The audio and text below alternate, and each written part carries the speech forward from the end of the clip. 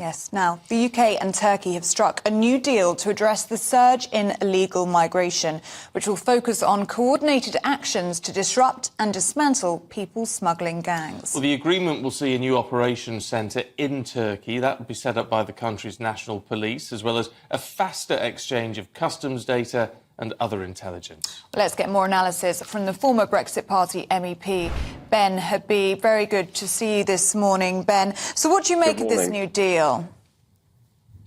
Well, forgive me for being a Debbie Downer, but reading the press release yesterday in advance of it being made public, my eyes were kind of rolling, frankly, Ellie.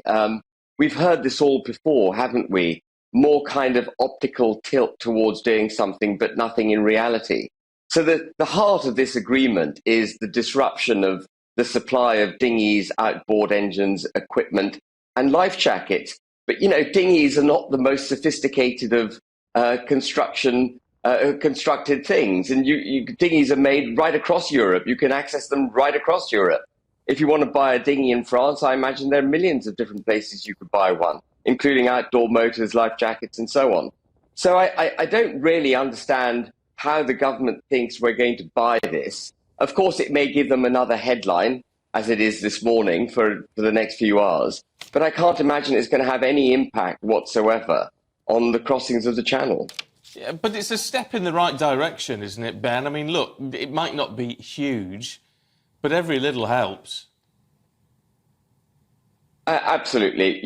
As I say, I don't want to be a Debbie Downer. I don't imagine it will make a big difference. Every step is a right step to be taking. What is absent in the press release is the amount of money the government has agreed to pay Turkey. I imagine the right to place our officers on their territory and the obligation for them to be policing these dinghies and so on will come at a cost. And I would like to know what that cost is. We've spent hundreds of millions now on France, and that hasn't worked. We've paid £140 million to Rwanda. Not a single person has gone to Rwanda. And I think I would like to know what the taxpayers how much of the taxpayers' money is being spent on getting this memorandum of understanding into place with Turkey. I mean, the government would say that deals such as these, they are working. I mean, they would point to the Albania deal, which has been struck recently, a 90% drop in small boat arrivals from Albania since then, as in the first quarter of 2023. And in terms of the deal with the French, 40% increase in the number of illegal crossings attempted that have been prevented by the French in the past year. So that's something. Progress can be made by these sorts of deals. Well, the Albanian problem should never have been a problem in the first place. Albania is a member of NATO.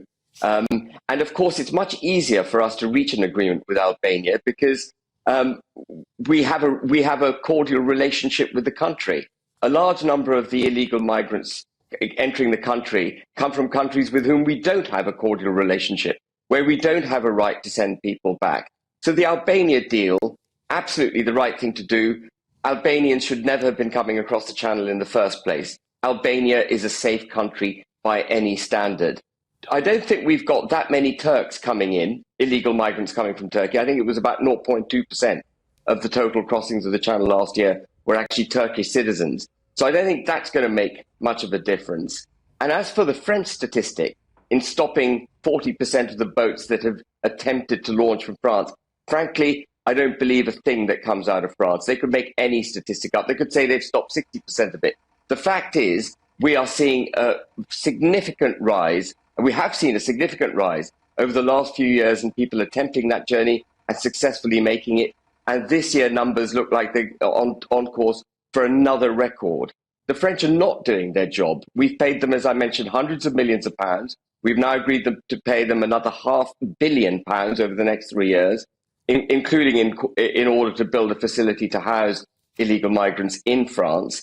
But the French are at odds with themselves over this because it helps them if people leave their country and come to the United Kingdom.